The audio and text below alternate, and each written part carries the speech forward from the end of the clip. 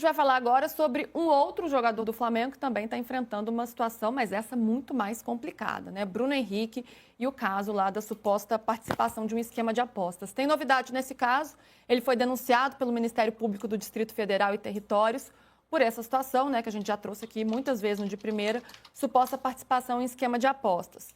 E a acusação é pelos crimes de estelionato e fraude a resultado ou evento associado à competição esportiva.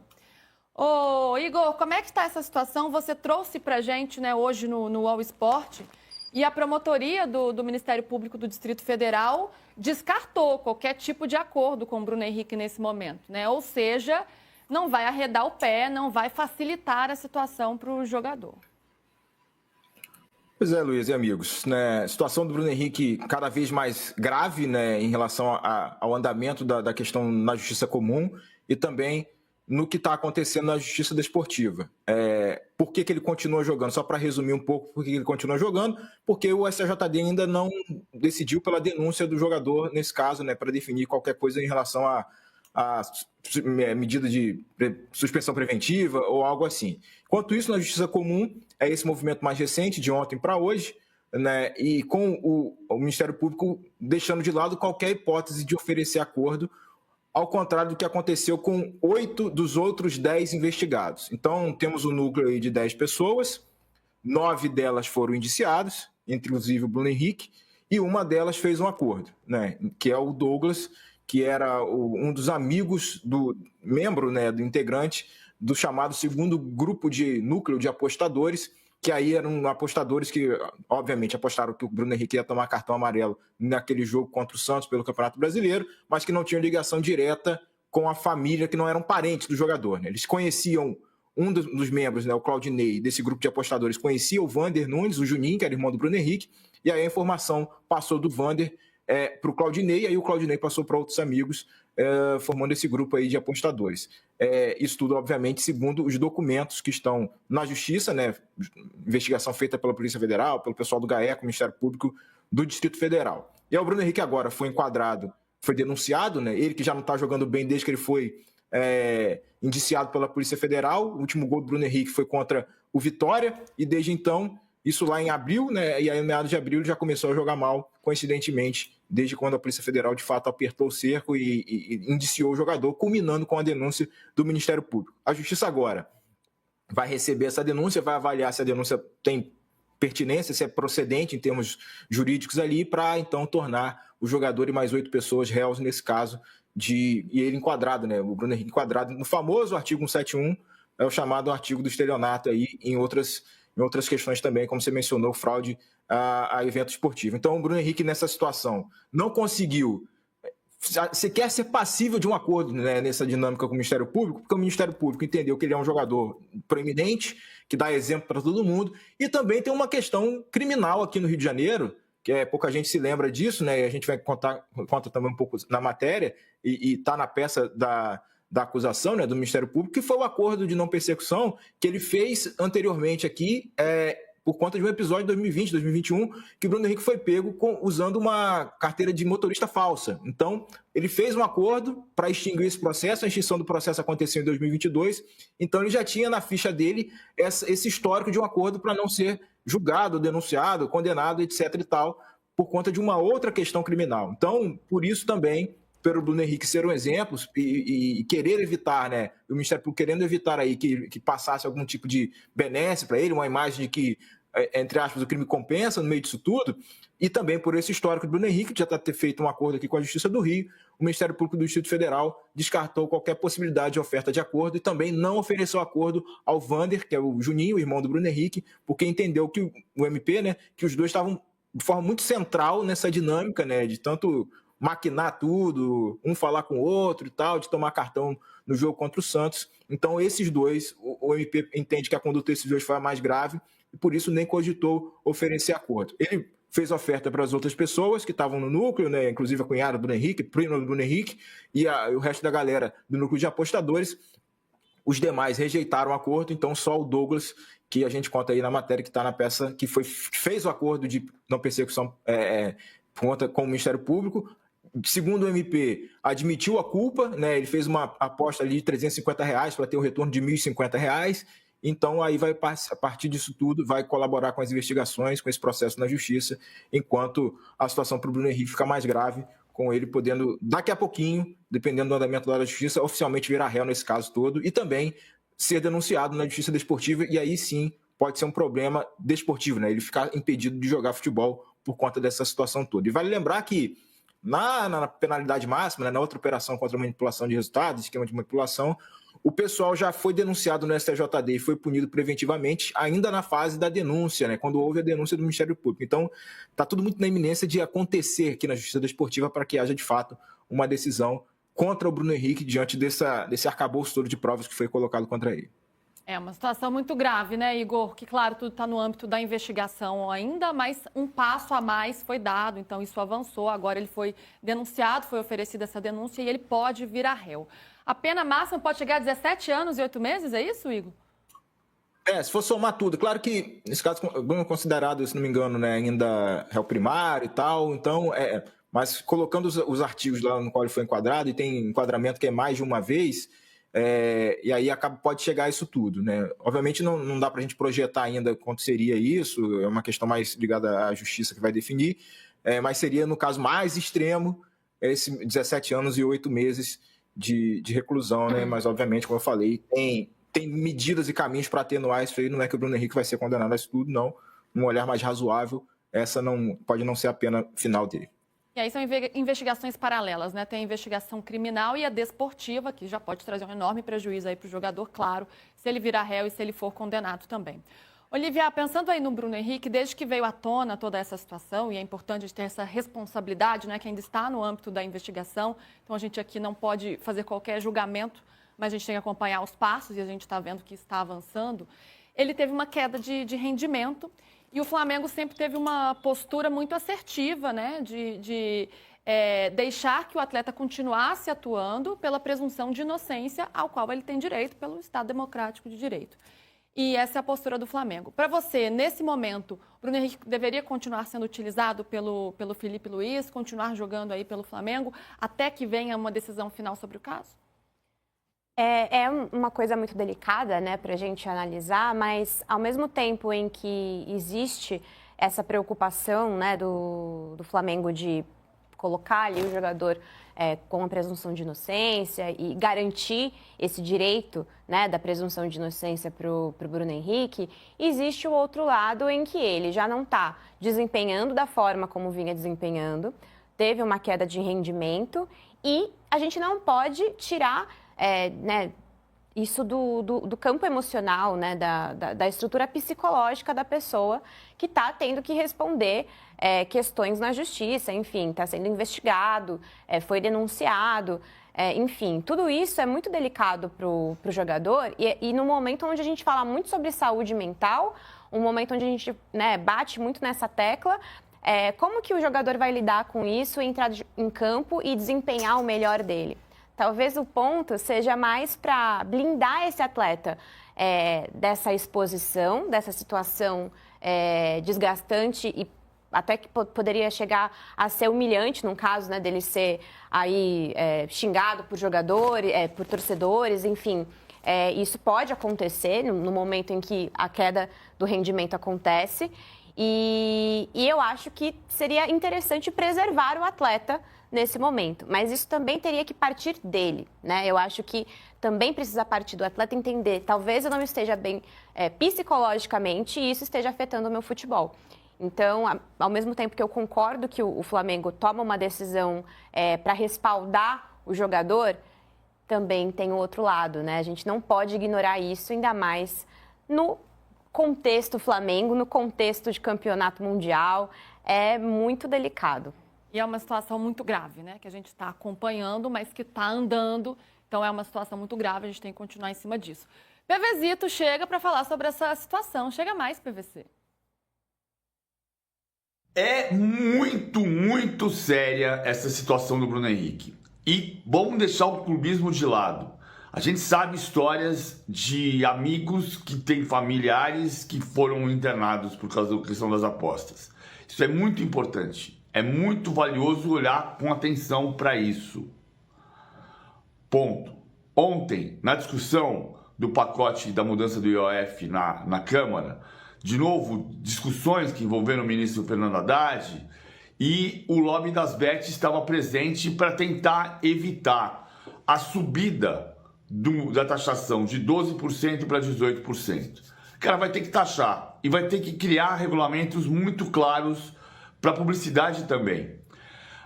Por que as bets foram regulamentadas no Brasil? Bom, primeiro porque teve um período, um hiato de governo Michel Temer até o governo Lula, em que havia 3 anos para regulamentação e isso passou batido. Segundo, por que está regulamentado e funciona no Brasil, onde o jogo é proibido, onde os cassinos são proibidos, por exemplo? Porque estava todo mundo jogando pelo celular em outros países, em Malta, Luxemburgo, Liechtenstein, pelo celular você apostava e o Brasil não arrecadava imposto, nem gerava emprego, nem cuidava dos escândalos. Tem que regular jogadores de futebol, quem trabalha na indústria do esporte não pode participar disso. E a questão da publicidade também vai ter que ser regulamentada. É perigoso pensar nisso nesse momento, quando 40 dos 40 clubes de séries A e B têm bets como patrocinadores, mas vai ter que ter um prazo para regular isso. Como na Inglaterra, a partir da temporada 2026-27, não vai ser mais permitida a propaganda de bet em camisa de clube. Isso vai ter que ser regulado. E o caso Bruno Henrique precisa ser simbólico. Ninguém está contra o Bruno Henrique, ninguém está contra o Flamengo, não se trata disso.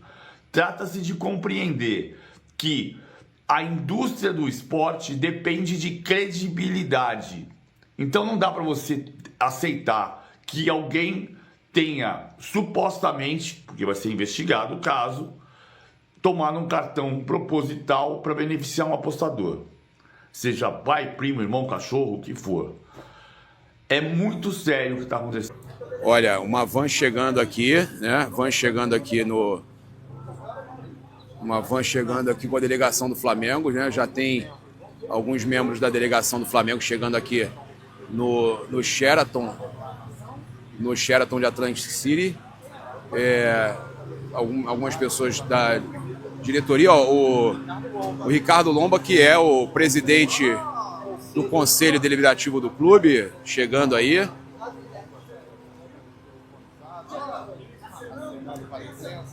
Acenou pra gente aí o Ricardo Lomba. Então a gente fazendo aqui a chegada do Flamengo. Até o momento aí não tem o presidente BAP, não passou por aqui, tá? Mas pessoal do Flamengo chegando aqui, vocês acompanhando. Olha, o Flamengo chegando agora. Gente, o Flamengo está chegando agora. É um momento de muita emoção. A chegada do Flamengo aqui em Atlantic City. Momento de muita emoção, órfão. Muita emoção. Equipe Paparazzo Rubro-Negro aqui registrando a chegada do Flamengo. O Flamengo chegou para a Copa do Mundo de Clubes. Isso aí, Flamengo em solo americano. Agora já é Copa do Mundo, meus amigos. É clima de Copa. Agora é Copa do Mundo. Agora é Copa do Mundo de Clubes. Agora é Copa do Mundo de Clubes, meus amigos. Olha isso. Luiz, na primeira fileira. José Boto chegando aqui. José Boto, diretor técnico de futebol do Flamengo. O Flamengo que foi abraçado pela torcida como se fosse o Brasil. Olha o Felipe. Olha o Felipe. Gabriel Skinner. O Felipe que fez a festa do filho com a taça do Mundial, hein? Ele já colocou a taça do Mundial na festa do filho. Felipe que tá sedento por mais um título pelo Mengão. Olha ali, ó. Meus amigos, já é Copa do Mundo para o Flamengo, hein? Já é Copa do Mundo para o Flamengo. Você acompanhando aqui imagens da chegada do Mengão, o nosso técnico querido Felipe Luiz. Olha o Alan, o primeiro jogador. Olha aí, ó. O Alan. A descer do ônibus. Volante, camisa de número 29. Olha aí o Alan que chegou aí, ó. Na sequência, viu? Michael. Jogadores pegando as suas bagagens, né, órfão? É isso, jogadores com a camisa vermelha, uma camisa... Acabou que é parecida com aquela, mas é sem botão, né? Sem botão, é. O Flamengo veio sem botão, órfão? A camisa veio sem botão. Lá ele, né? Lá ele. E aí o Juninho, consegue ver por ali, o Matheus Cunha também desceu. Danilo. Danilo aí, ó, olha só. Jogadores. Ó, o Léo Ortiz, o Alacião e o Léo Ortiz aqui, o Gonzalo Plata. Fala, Plata. Tudo bem, amigo? Ó, o Luiz Araújo. Ó, o Pedro com seu óculos ali, ó. Tá no estilo, Pedro, hein? Léo Nanete. O Alexandre passou ali também. Cleiton. Ó o Jorginho. Grande Jorginho. Boa sorte, irmão. Ó o Guilhermo Varela. Nico de la Cruz. Ó o Alexandre aqui atendendo os torcedores aqui, ó. Aqui, ó, o Máximo. Léo Pereira. Wesley. Cebolinha. Ayrton Lucas. Galera, não avança mais não, não avança mais não. Ó, o Jorginho atendendo aqui os torcedores. Autografando. Bruno Henrique na área, hein? Nosso BH27 chegou aí também. Olha, ó. Jogadores. Ó, o Eric Pulgar aí também. Nosso titular do meio-campo ali. Agostinho Rossi na área também. O Rossi tá aí, nosso goleiraço.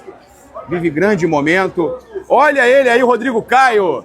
Rodrigo Caio, que felicidade ver aqui com a delegação do Flamengo numa Copa do Mundo, gente. É realidade. O Flamengo está, a partir de agora, definitivamente na Copa do Mundo de Clubes. Tá? Então, os jogadores chegando aqui e vocês acompanhando. Ó o homem que vai decidir ali, ó, Luiz Araújo. Ó. Esse aí eu tô prevendo que vai decidir a Copa do Mundo de Clubes para o Flamengo. Vai fazer o LA, vai fazer o LA. Olha, o Alacian que vai brilhar para o mundo na Copa do Mundo de Clubes. Olha, é Copa do Mundo. Olha o Gabriel Skinner aí também, olha aí, ó. Nosso responsável pela logística do Mengão. É Copa do Mundo de Clubes já, galera. É Copa do... Ó, o Rodrigo Paiva aí, o homem da comunicação do Mengão. Já é Copa do... Olha a galera da comunicação aí. Já é Copa do Mundo, meus amigos. Já é Copa do Mundo. É clima de Copa do Mundo. Cadê os autógrafos aqui? Olha aí.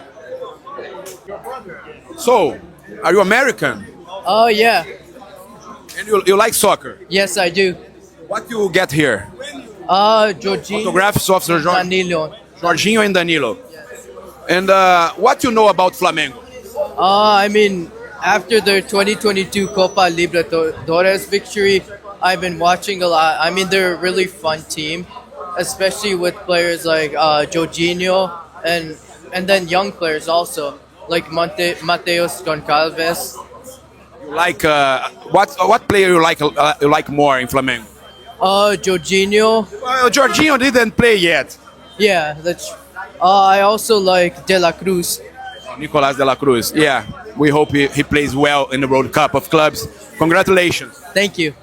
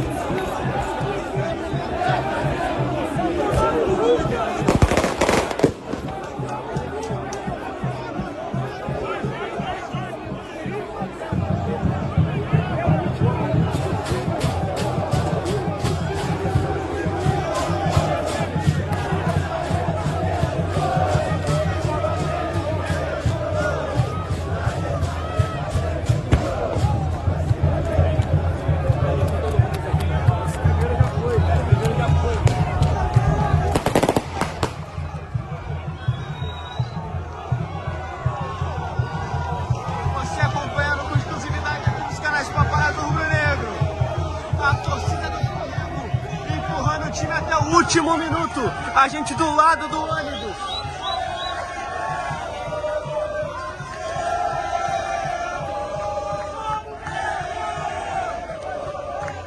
Com a frase, jogaremos juntos.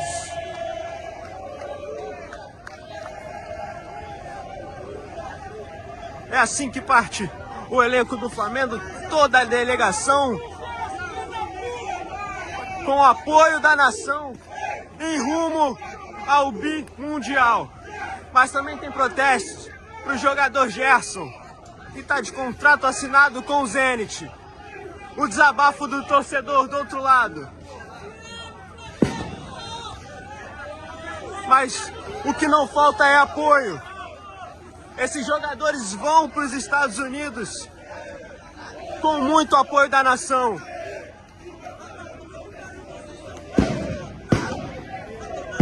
E o que a torcida quer é raça em campo. Raça, amor e paixão. Pinheiro por aqui, chefe de segurança do Flamengo.